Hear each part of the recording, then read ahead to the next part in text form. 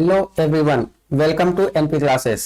NP classes में एक बार फिर आप लोगों का स्वागत है नए चैप्टर के साथ। और हमारा नया चैप्टर है बहुपद। और बहुपद के बारे में हम पूरी जानकारी प्राप्त करने वाले हैं कि बहुपद क्या होता है और बहुपद किस प्रकार के होते हैं।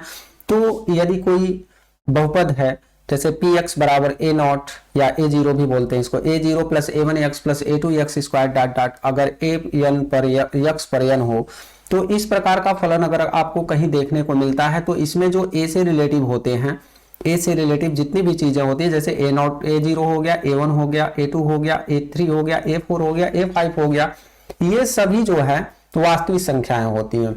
और इसके साथ में जो यक्स देख रहे हैं आप, यक्स जो है बार बार रिपीट हो रहा है, तो यह जो है वास्तविक संख्याओं पर चर यक्स में बहुपद कहलाता है। वास्तविक संख्याओं पर चर यक्स में बहुपद कहलाता है। ये वाली जो लाइन है आप बहुत ज्यादा गौर से देखेंगे कि ये क्या कह रहा है। ठीक है, वास्तविक संख्याओं पर चर यक्स में क्या कहलाता है? बहुपद कहलाता है। तो इस तरह से हम बहुपद की परिभाषा जान लेते हैं। बहुपदों को किस रूप में लिखा जाता है या किस तरह से लिखना चाहिए, वो होता है बहुपद का मानक रूप। जैसे कि अगर हमने कोई बहुपद लिखा एक्स क्यूब प्लस 2x पर पावर 4 प्लस 3x प्लस 9, ठीक है, तो ये जो बहुपद हमारा लिखा गया है यह अपने मानक रूप में नहीं है। अब मानक रूप में नहीं है तो मानक रूप कहते किसको हैं? तो घातों के अवरोही क्रम में लिखा जाता है, इसको डिसेंडिंग ऑर्डर में लिखा जाता है। अगर पावर के डिसेंडिंग ऑर्डर में इसे लिखा जाए तो वह जो है बहुपद का मानक रूप कहलाता है। तो हमें इसे लिखना पड़ेगा किसमें? 2x पर power 4 plus x cube plus 3x plus 9, इस रूप में अगर हम लिख देते हैं तो ये हमारा हो जाता है बहुपद का मानक रूप। ठीक है, अगर कोई भी और भी एग्जांपल ले सकते हैं, जैसे दे दिया है x plus 3x square plus 9 plus 3x पर पावर 9, अगर ऐसे दे दिया है तो इसको अगर आपको मानक रूप में लिखना है तो सबसे पहले हम क्या देखते हैं? इनका पावर देखते हैं। ये वाले नंबर नहीं देखने हमें, ये वाले नंबर हमें ध्यान नहीं देने होते हैं, हमें बस ध्यान देने होते हैं पावर। तो पावर इसके जो है सबसे बड़ा जो पावर रहेगा जिसका, उसको पहले लिख देते हैं 3x पर 9 plus 3x square plus x plus 9, ये जो है हमारा बहुपद का मानक रूप हो जाता है। ठीक है, तो इसमें तो कोई दिक्कत होगी नहीं। चलिए आगे चलते हैं और देखते हैं। अगला है हमारा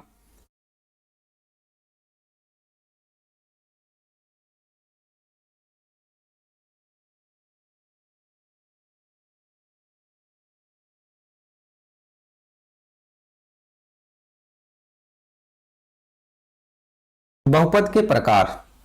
अब हम जानने वाले हैं बहुपद के प्रकार के बारे में कि बहुपद जो है कितने प्रकार का होता है।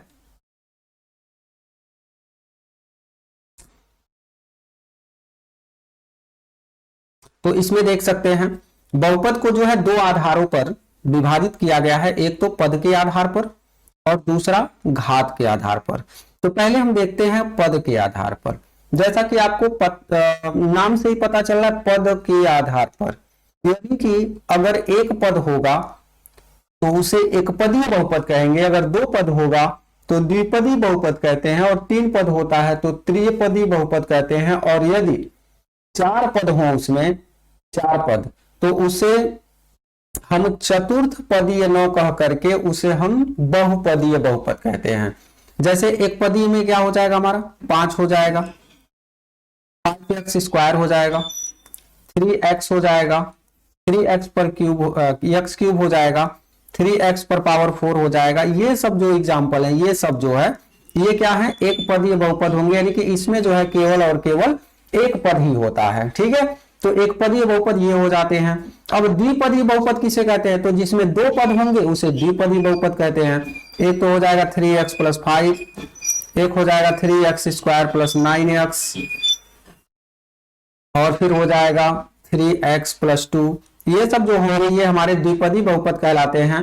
और द्विपदीय बहुपद के बाद देखिए बहुत से लोग क्या करते हैं, ऐसे दे दिया रहता है 3x plus 2x, 3x plus 2x, तो 3x प्लस 2x को द्विपदीय बहुपद कहने लगते हैं। लेकिन यहां पर आपको गलती नहीं करनी है। 3x प्लस 2x ये दोनों जुड़ करके हो जाते हैं 5x, यानी कि ये हमारा जो है एक पदीय बहुपद के अंतर्गत आता है। ठीक है, तो ये गलती आप लोगों को नहीं करनी है। अब तो ये द्विपदी बहुपद हो गया। इसके बाद से त्रिपदी बहुपद किसे कहते हैं? त्रिपदी बहुपद तो नाम से ही पता चला, त्रि माने होता है तीन, यानी कि ऐसे बहुपद जिसमें तीन पद पाए जाते हैं उसे हम त्रिपदी बहुपद कहते हैं। जैसे कि 3x² प्लस 5x प्लस 2, ये त्रिपदी बहुपद हो जाएगा। इसके बाद से 9x³ प्लस 2x² प्लस 3, देखिए जुड़ने योग्य नहीं होनी चाहिए। अगर जुड़ गए या घट गए, घट करके दो पद थे, घट करके एक पद हो गया, तो वह एक पदी ही बोला जाएगा, द्विपदी बहुपद के अंतर्गत नहीं आता है। अगला है हमारा बहुपदीय बहुपद, यानी कि बहुपदीय बहुपद तो नाम से पता चल रहा है, बहुपदी मतलब बहुत सारे बहुपद होंगे इसमें, मतलब बहुत सारे पद होंगे। तो जब बहुत सारे पद होंगे तो उसे हम बहुपदी बहुपद कहते हैं। जैसे कि हो गया हमारा 3x पर power 4 plus 2x³ minus 3x² plus 5, इसमें चार पद हैं तो बहुपदी हो गया। 3x पर power 5 plus 3x² plus 9x plus 9x³ plus 5, ये जो है हमारा, इसमें कितने पद आ रहे हैं? 1 2 3 4 5, तो 5 पद आ रहे हैं। तो 5 पद वाले बहुपद को हम क्या कहते हैं? देखिए, पंचपदीय बहुपद नहीं कहेंगे, इसे क्या कहेंगे? बहुपदीय बहुपद कहेंगे। ठीक है, तो इस तरह से हमारा जो है पद के आधार पर बहुपदों को हम वर्गीकृत कर लेते हैं। इसके बाद से आता है घात के आधार पर। तो घात के आधार पर जो है बहुपद चार प्रकार के होते हैं। एक तो होता है हमारा रैखिक बहुपद। अब रैखिक बहुपद किसे कहते हैं? तो ऐसे बहुपद जिनकी घात एक होती है, ऐसे बहुपद जिनकी घात एक होती है उसे हम रैखिक बहुपद कहते हैं। जैसे कि 3x प्लस 1, इसमें देखा जाए तो घात हम देखते किसकी है? तो घात हम देखते हैं किसकी? x की। तो x पर घात कितना है? 1 है, तो 1 है, तो इसे हम क्या कहेंगे? रैखिक बहुपद कहेंगे। अगर ऐसे लिख दिया गया 5x, तो यह भी रैखिक बहुपद होगा। अगर 7x, तो यह भी हमारा रैखिक बहुपद होगा। x लिख दिया गया, यह भी हमारा रैखिक बहुपद होगा। यानी कि इस तरह से घात के आधार पर हमारा पहला होता है रैखिक बहुपद। और अब आप समझ सकते हैं कि द्विघात बहुपद किसे कहते हैं? तो जिसकी पावर 2 होती है उसे द्विघात बहुपद कहते हैं। इसका एग्जांपल देख सकते हैं आप, x² हो जाएगा, 3x² प्लस 2 हो जाएगा, 9x² हो जाएगा, 3x³ हो जाएगा। ये सब जो है मतलब स्क्वायर वाले जितने भी होते हैं उनकी सबसे बड़ी पावर जो होती है, सबसे बड़ी पावर वो कितनी होनी चाहिए? 2 होनी चाहिए। जैसे अब यहां पर अगर हम देखें एक एग्जांपल, 3x² प्लस 4x, तो इसमें आप देखेंगे इसकी पावर 2 है और इसकी पावर 1 है। तो जब पावर 2 है, पावर 1 है, तो इसमें हम छोटे पावर को नहीं देखते, इसमें हम बड़े पावर को देखते हैं। बड़ा पावर हमारा कितना है? 2 है, तो ये द्विघात बहुपद हो जाएगा। ठीक है, क्लियर। अब आगे देखते हैं त्रिघात बहुपद। तो त्रिघात बहुपद का क्या होगा? नाम से ही पता चला, त्रि माने 3 और घात माने घात, यानी कि 3 घात वाला जो बहुपद होगा, यानी कि 3x³ हो जाएगा। आप बड़ा बहुपद भी ले सकते हैं, 3x³ प्लस 2x² प्लस 9, ये हमारा त्रिघात बहुपद हो जाएगा। त्रिघात बहुपद का मतलब 3 घात वाला बहुपद। और फिर देखते हैं हम चतुर्थ घात बहुपद। चतुर्थ घात से नाम पता चला कि अगर 4 घात वाला हुआ तो उसे चतुर्थ घात बहुपद कहेंगे, लेकिन अगर 5 घात वाला हुआ तब क्या बोलेंगे? तो बहुघातीय बहुपद बोलते हैं उसको। 4 या 4 से अधिक घात वाले बहुपद अगर होंगे तो उन्हें हम चतुर्थ घात बहुपद कहते हैं। और इसका भी एग्जांपल आप देख सकते हैं, x पर power 4 plus 3x² plus 9x plus 9, या 3 लिख देते हैं। तो ये जो हमारा होगा ये चतुर्थ घात बहुपद हो जाएगा। 7x³ प्लस 4x पर पावर 5 प्लस 3, ये हमारा क्या होगा? ये भी हमारा जो है बहुघातीय बहुपद ही होगा, क्योंकि इसकी जो पावर है वो कितनी है? 5 है। ठीक है, तो ये सब हमने देखा कि पद के आधार पर 4 प्रकार के होते हैं, घात के आधार पर भी 4 प्रकार के होते हैं। और शून्य बहुपद किसे कहते हैं? यहां देखिए बीच में यहां पर शून्य बहुपद, शून्य बहुपद किसे कहते हैं? तो शून्य बहुपद को समझने से पहले आप जरा समझिए 3x² में इस 3 को हम क्या कहते हैं, तो इस 3 को कहते हैं गुणांक, इस 3 को गुणांक कहते हैं। इसको अपना हम चर या बहुपद बोल देते हैं और इसको हम क्या कहते हैं, घात। इतना क्लियर हो गया। यानी कि x के साथ में जो गुणा के रूप में रहेगा उसे हम क्या बोलेंगे, गुणांक बोलेंगे। y भी ले सकते हैं, y के साथ जो गुणा के रूप में रहता है, y के साथ में जो गुणा के रूप में रहेगा उसे हम क्या बोलेंगे, गुणांक बोलेंगे। ठीक है, चाहे x हो जाएगा चाहे y हो जाएगा। अब शून्य बहुपद किसे कहते हैं, तो ऐसे बहुपद जिसके सभी गुणांक शून्य हो, जैसे 0x² प्लस 0x प्लस 0, इसकी वैल्यू जो होगी वो 0 ही होगी, यानी कि इसे हम कहते हैं शून्य बहुपद। यानी कि शून्य भी एक प्रकार का बहुपद है। तो इस तरह के जितने भी पद आते हैं उन्हें हम कहते हैं शून्य बहुपद। ठीक है, तो आशा करते हैं ये आप लोगों को क्लियर हो गया होगा। अब चलते हैं अपने अगले टॉपिक पे, जो कि है हमारा प्रश्नावली। ठीक है, इस प्रश्नावली, वैसे तो ये बहुत छोटी प्रश्नावली है, आप लोगों का वीडियो भी बहुत छोटा ही बनने वाला है।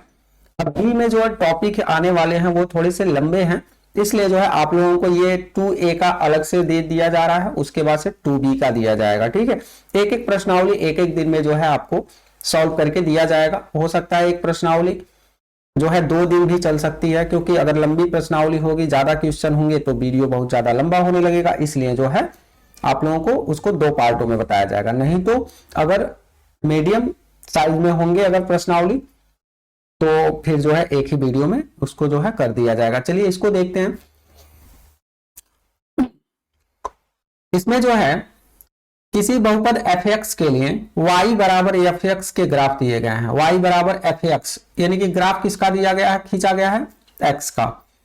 तो प्रत्येक ग्राफ में fx के शून्यकों की संख्या ज्ञात कीजिए। अब शून्यक पूछ रहा है आपसे, तो देखिए प्रश्नावली बी में आप लोगों को शून्यक के बारे में बहुत जबरदस्त बताया जाएगा, तो वो वीडियो जो है मिस मत करिएगा आप लोग। अब यहां पर आया शून्यक, तो शून्यक आया तो थोड़ा चर्चा कर लेते हैं शून्यक होते क्या है।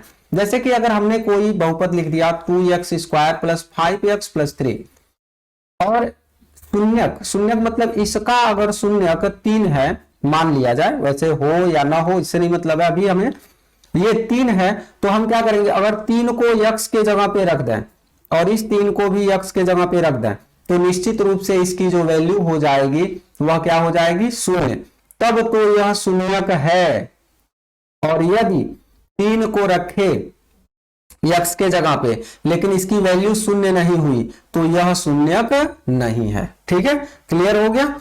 शून्यक का मतलब होता है जिसे उठा करके अगर हम बहुपद में रखते हैं तो रखने पर उस बहुपद को शून्य कर देगा, तो शून्यक है। अगर रखने पर शून्य नहीं किया तो वह शून्यक नहीं है। तो यहां पर हम अपने प्रश्नावली को देखते हैं, और इसमें दिया हुआ है किसी बहुपद fx के लिए y बराबर fx के ग्राफ दिए गए हैं, प्रत्येक ग्राफ में fx के शून्यकों की संख्या ज्ञात कीजिए। तो बहुत ही इजी है, आपको क्या करना है, ये देखना है जो ग्राफ, ये तो x एक्सिस है हमारा, ये वाला x एक्सिस और ये y एक्सिस है। ठीक है, x अक्ष और y अक्ष दिया हुआ है, ये हमारा ग्राफ है। ठीक है, ये हमारा ग्राफ है। तो इसको हमें देखना है कि यह जो है x अक्ष को कितने जगह पे प्रतिच्छेद करता है। तो ये देखिए x अक्ष को कितने जगह पे प्रतिच्छेद कर रहा है, बस एक जगह पे, बस एक जगह पे प्रतिच्छेद कर रहा है, इसलिए इसका शून्यक कितना होगा, 1। शून्यक कितना होगा, 1। शून्यक 1 है। ठीक है, एक ही शून्यक होगा, एक मतलब 1 नहीं, एक है, हिंदी वाला एक, यानी कि इसका बस एक ही शून्यक निकलेगा, इसके 2 शून्यक नहीं निकलेंगे, शून्यक 1। ठीक है, और इसके बाद से इसको देखिए, इसको तो आप बता ही सकते हैं, x अक्ष को यहां पर काट रहा है, फिर x अक्ष को यहां पर काट रहा है, यानी कि 2 जगह पर जब काटता है तो इसके शून्य कितने हो जाते हैं, 2 हो जाते हैं। ठीक है, और ये कितने जगह पर काट रहा है x अक्ष को, तो देखिए ये x अक्ष को नहीं काट रहा, बल्कि किसको काट रहा है, ये y को काट रहा है, इसलिए इसका शून्यक क्या हो जाएगा, 0, मतलब शून्यक है ही नहीं। ठीक, कोई शून्यक नहीं, कोई शून्यक नहीं है, कोई शून्यक नहीं है। अब इसको देख लीजिए, एक जगह पे काट रहा है, यहां पे इसको भी काट रहा है क्या, तो ये गलती मत करिएगा आप लोग, क्योंकि यहां पर जो है वाई अक्ष को काट रहा है, जबकि हमें किसको देखना है, केवल और केवल एक्स अक्ष को ही देखना है। तो कितने जगह पर काट रहा है, 3 जगह पे, तो इसके कितने शून्यक होंगे, 3 शून्यक होंगे।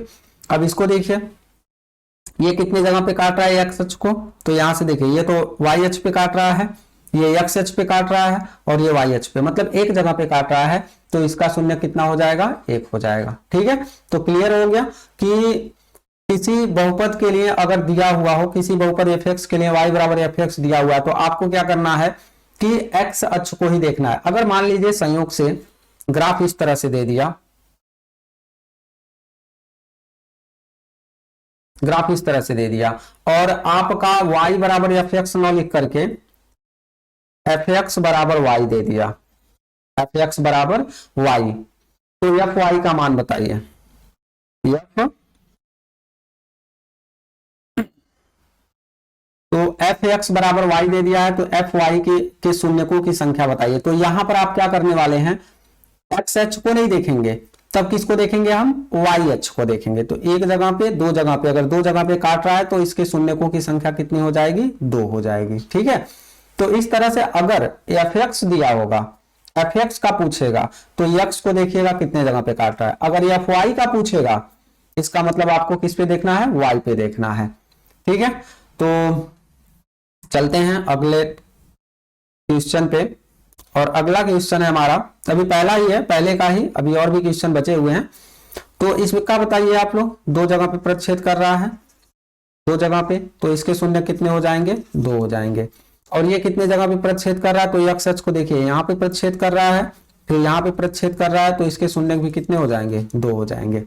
और इसको 1 2 3 4 जगह पर, तो इसके कितने शून्यक होंगे, 4 शून्यक होंगे, 1 2 3 4, तो इसके शून्य कितने होंगे, 4 होंगे। ठीक है, तो इस तरह से जो है आप लोगों के 9 क्वेश्चन जो हैं सॉल्व हो चुके हैं, और तो 9 क्वेश्चन जो है आपने सॉल्व करके देख लिया, जिसमें कि बहुपद का 2A जो प्रश्नावली है, जो एक्सरसाइज नंबर 2A है, वह जो है बहुत ही आसान है, बहुत ही इजी है, और इसे आप बड़ी आसानी से कर सकते हैं। बस आपको क्या देखना है कि कितने जगह पर एक्स को काट रहा है ये ग्राफ। ये जो डायग्राम हमने खींचा है, जो एक्स मतलब लाइनिंग खींची गई है, ये लाइनिंग जो है कितने जगह पर प्रतिच्छेद करती है।